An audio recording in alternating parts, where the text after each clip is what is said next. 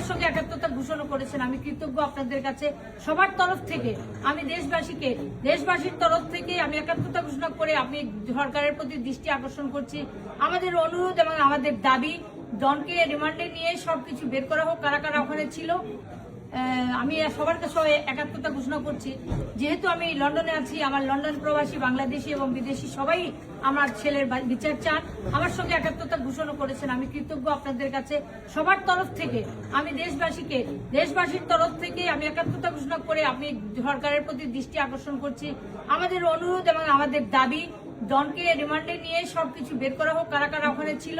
164 এর আসামি 11 জন যাদের নামে আদালতের নির্দেশে মামলা হয়েছে, তাদের সবাইকে গ্রেফতার করে তাদের প্রাপ্ত শাস্তি দেওয়া হোক। ধন্যবাদ সবাইকে। আবার দেখা হবে। আমাদের মামলার যদি কোনো উন্নতি অগ্রগতি না হয়, আমি আবার ওই প্রেস ক্লাবে ফিরে আসবো। আমরা মেনে নিব না, এটার একটা সুষ্ঠু তদন্ত নয়, এটার বিচার এবং শাস্তি আমরা চাই। সালমান শাহ হত্যার বিচার চাই। বিচার চাই। সালমান হত্যার বিচার চাই। সালমান হত্যার বিচার চাই। বিচার চাই। We want justice. We want justice. We want justice. We want justice.